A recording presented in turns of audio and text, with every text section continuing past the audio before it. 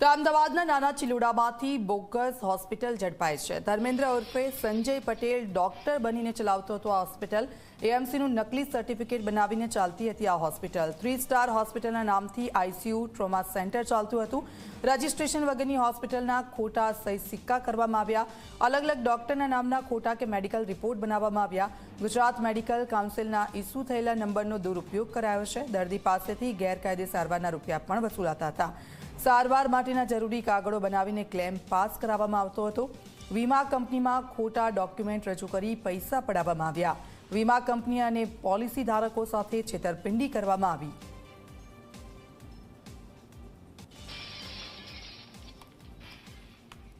ગુજરાતના પહેલા નકલી અધિકારી, ત્યારબાદ નકલી વસ્તુઓ અને હવે જે છે એ નકલી હોસ્પિટલ આખી પકડાય છે અમદાવાદના નાના ચિલોડા ખાતેથી। અમે આપને જે દ્રશ્યો દેખાડવા જઈ રહ્યા છીએ એ નામથી તો હોસ્પિટલ છે, પરંતુ દેખાવમાં કંઈક બીજું જ લાગી રહ્યું છે।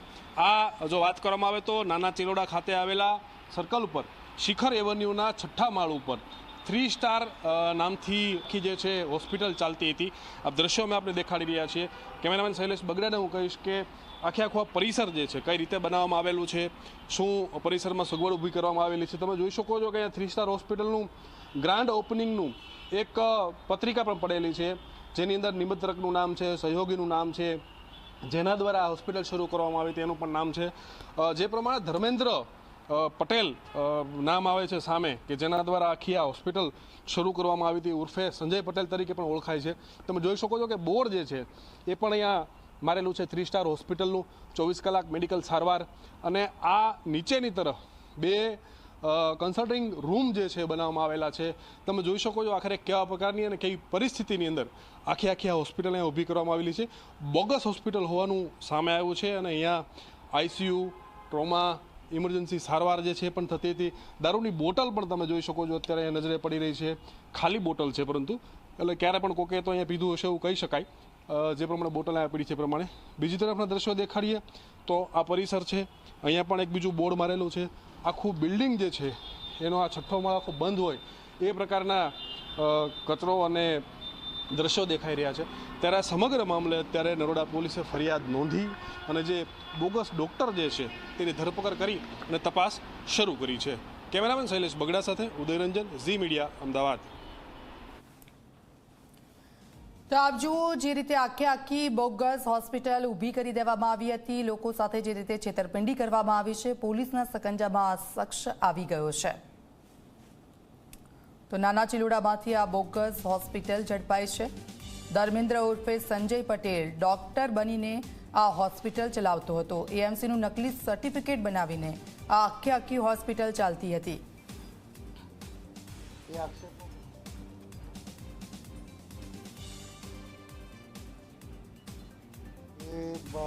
એક ડુપ્લિકેટ જે ડૉક્ટર કહી શકાય, ધર્મેન્દ્ર ઉપર સંજય પટેલ કરીને, એને આખી 3 star hospital ICU and trauma centre નામની એક આખી જે છે ઊભી કરેલી।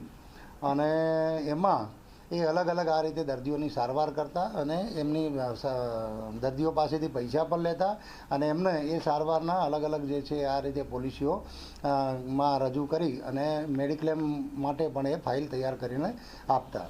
અને આ સમગ્ર જે ઘટનામાં આપણે જોવા જઈએ તો એમને જે અત્યાર સુધી 2,08,672 રૂપિયાની જે મેડિક્લેમ માટેની એમને જે ફાઇલિંગ કરેલું પોલિસી માટે એચડીએફસી એર્ગોમાં, એમાં જે એમને જે ડોક્યુમેન્ટ્સ આપેલા એ તમામ ફોર્સ ડોક્યુમેન્ટ છે। જે હોસ્પિટલનું રજિસ્ટ્રેશન છે જેમાં આપણે એએમસીનું જે ફોર્મ 5C જે લેવામાં આવે છે એ બી આખું બોગસ એને સહી સિક્કા કરીને ઉપજાવી કાઢેલું છે। અને એ સિવાય બી જે ડૉક્ટરોના નામે એમને જે સારવારના જે બિલો બનાવેલા કે જે સર્ટી આપેલા એ ડૉક્ટરો બી આખા જે છે ક્યાંય આપણે એમાં રજિસ્ટ્રેશન ગુજરાત મેડિકલ કાઉન્સિલમાં જે રજિસ્ટર્ડ ડૉક્ટરો નહોતા અને ડૉક્ટરો અને દર્દીઓની સાથે એમની બેદરકારી અને જે દર્દીઓની હેલ્થ સાથેના જે ચેડા કરી અને આ રીતે એ આટલા ટાઈમ 2024થી સમગ્ર જે છે આ હોસ્પિટલ ચલાવતા હતા। જેથી આને તાત્કાલિક આપણે કાર્યવાહી કરી અને હોસ્પિટલમાંથી જેટલા પણ ડોક્યુમેન્ટ્સને જે સહી સિક્કા એને અત્યાર સુધી વાપરેલા એ તમામ આપણે આમાં પોલીસ તપાસ અર્થે કબજે લીધેલા છે અને આરોપીને પણ આ કામે અટક કરેલો છે। અને આ આરોપીનું અમે જે છે ભૂતકાળ તપાસ્યું તો એને 2022માં બાદ એસડીએફસી એર્ગો કંપની સાથે આ રીતની જ પોલિસીઓએ કરાવી નવરંગરાવ પોલીસ સ્ટેશનમાં પણ એક ગુનો નોંધાયેલાનું ધ્યાને આવેલ છે. અત્યારે સમગ્ર જે છે અને અત્યારે આરોપી હાલમાં જે છે અમારી પોલીસ કસ્ટડીમાં છે. અને આમાં વધારે આ સિવાય જે અત્યારે જે આ એસડીએફસી એર્ગો સાથે જે છેતરપિંડી કરી છે, અલગ અલગ પોલિસીઓ બનાવીને જે અમુક દર્દીઓની હેલ્થ સાથે જે ચેડા કરેલા છે, એ સિવાય બી બીજા કેટલી આવી પોલિસીઓ એને ડુપ્લિકેટ આ રીતે મેડિક્લેમમાં મોકલેલી છે કે બીજા કેટલા દર્દીઓ સાથે એ રીતે હેલ્થના ચેડા કર્યા છે, એ સમગ્ર બાબતની જે તપાસ માટે જે છે આરોપીના પૂરતા રિમાન્ડ પણ લેવામાં આવશે અને હાલમાં જે છે સમગ્ર તપાસ ચાલુમાં છે.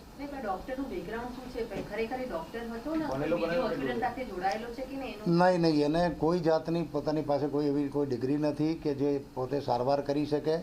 અને અગાઉ મેં કીધું એમ આ જ રીતે એને નવરંગપુરામાં બી આ રીતે એક ડુપ્લિકેટ હોસ્પિટલ આખી ઊભી કરી અને આ રીતે એસડીએફસી એર્ગોની સાથે છેતરપિંડીનો સેમ જે છે આ રીતે પોલિસીઓ અને ખોટા ડૉક્ટરોના સર્ટીને બનાવી અને અગાઉ પણ જે છે 2022માં આ રીતનો ગુનો આચરેલો છે.